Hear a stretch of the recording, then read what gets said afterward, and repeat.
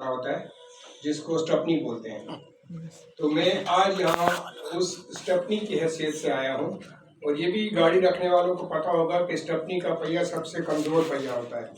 تو اگر میری گفتار میں کچھ کمزوری آپ کو نظر آئے تو اسے اس اسٹپنی کے ذمہ ڈال دیجیے گا اور مجھے معاف کر دیجیے گا. ایک اور اصطلاح بھی ہے، تھوڑا سا لائٹ موڈ میں بات کریں گے تو آسانی ہو جائے گی.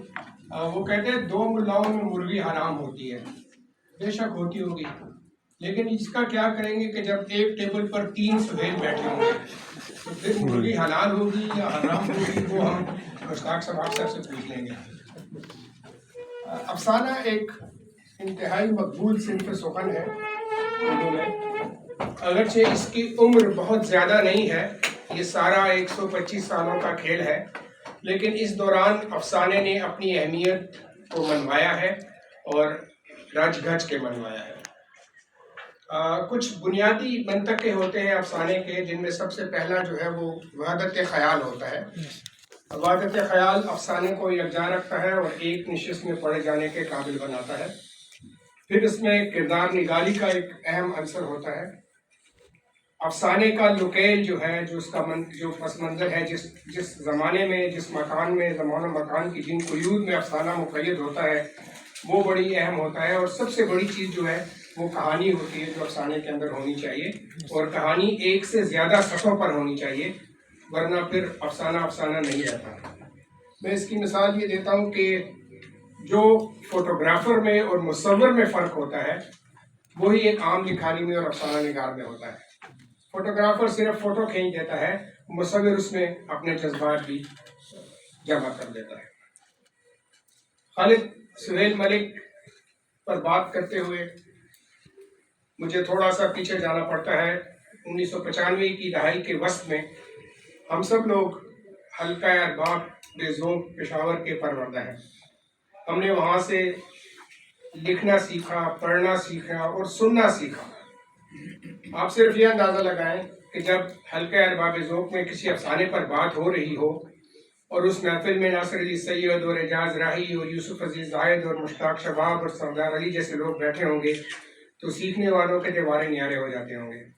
اسی طرح جب کسی شعری صنف پر بات ہوتی تھی حلقہ ارباب ذوق میں تو وہاں ہم دیکھتے تھے کہ فارغ بخاری صاحب، خاطر غزنوی صاحب، محسن احسان صاحب، غلام محمد قاصر صاحب، ناصر علی سید صاحب، یہ سب جو ہمارے لیے ایک مینارہ نور کی حیثیت رکھتے تھے وہاں ہوا کرتے تھے.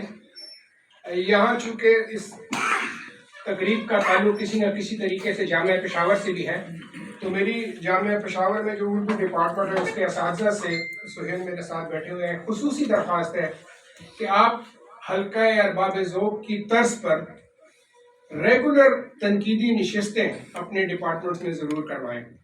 بہت پہلے کی بات ہے، ڈاکٹر صابر قلوبی صاحب نے یہ سلسلہ شروع کیا تھا اور ہم لوگ پشاور شہر سے یہاں آیا کرتے تھے، اور وہ ایک تربیت گاہ ہوتی ہے.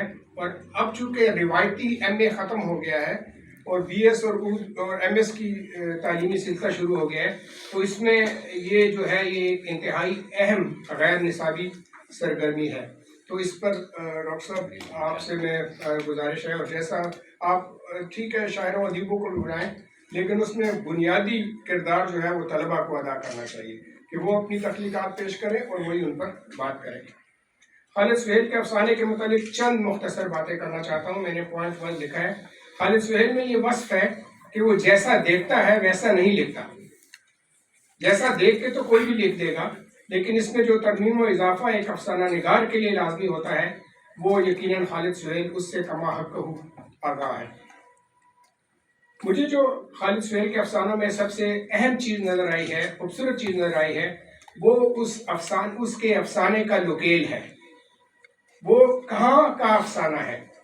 آیا وہ اندرون شہر پشاور کا افسانہ ہے جیسے اسحاق نے یا یورپ کا ہے، یا کہیں چاکرا کا، گجرات کا کوئی انڈیا میں ساحل ہے؟ یہ اس کے جو لوکیل ہیں وہ بدلتے رہتے ہیں. ٹوٹل 21 کہانیاں ہیں اور بلا شبہ 21 ہی لوکیل میں لکھی گئی ہیں. تو یہ مشکل کام ہے. کسی لوکیل کے ساتھ انصاف کرنا ایک ایسے لکھاری کے لیے جو اس لوکیل کا حصہ نہ ہو بہت مشکل بات ہے. اور خالد کس مشکل سے آسانی سے گزر گیا ہے. اور یہ پھر ایک اور اس کا طریقہ یہ کہ وہ اس لوکیل کو اس کے تمام سماجی اور تہذیبی پس منظر کے ساتھ برتتا ہے. تو اس میں اس علاقے کی اس کی پوری تہذیب، اس کا پورا سماج اس میں چھلکتا ہے. سہیل نے تکنیک کی بات کی. خالد نے ان 21 افسانوں میں کئی تکنیکیں برتی ہیں. ہم اس میں دیکھتے ہیں کہ بیانیہ افسانہ بھی ہے، ماجرائی افسانہ بھی ہے، پھر اس میں علامتی، جیسا سہیل نے ذکر کیا، علامت تو خواہ مخواہ ادب کا حصہ ہے. اب اس علامت کو اب جب ہم تجرید کی سطح پر لے جائیں تو وہ پھر چیستان بن جاتا ہے. خالد نے اس سے بہت پرہیز کیا ہے. علامتی کے علاوہ ایک اور ٹیکنیک ہے جو افسانے میں بہت استعمال ہوئی ہے، وہ فلیش بیک کی ٹیکنیک کہتے ہیں اسے. فلیش بیک کی ٹیکنیک پہ بھی 2 افسانے جو ہیں وہ اس کتاب میں موجود ہیں. شعور کی رو، اسٹریم آف کانشسنس جو ہے وہ بھی ہمیں اس افسانے کی ٹیکنیکس میں نمایاں نظر آتی ہے. تکرار کا پہلو بھی ہے. ایک اور افسانہ ہے جسے صرف آغاز اور انجام سے مل کر بنا جاتا ہے. وہ ٹیکنیک بھی خالد سہیل نے اپنے افسانوں میں برتی ہے آغاز اور انجام کے لحاظ سے. تو یہ تو کچھ ٹیکنیکس کی بات ہوئی. لوکیلز کی جب بات ہم پہلے کر چکے ہیں تو نمایاں ترین لوکیل جو ہے وہ خالد سہیل افسانوں میں وہ پشاور ہے. پشاور بھی وہ جو اندرون فصیل کے اندر کا پشاور ہے، جہاں ہم پلے بڑھے ہیں، جہاں ہم نے سانس لینا شروع کی اور جہاں ہم نے شعور کی سانس لینا بھی شروع کی. اس کی جو رنگ ہے وہ یہاں نظر آتا ہے. جن لوگوں نے خالد سہیل ملک کا ہندکو افسانوں کا مجموعہ اپڑا بیڑا اپنی کہانی پڑھا ہو، وہاں یہ لوکیل مکمل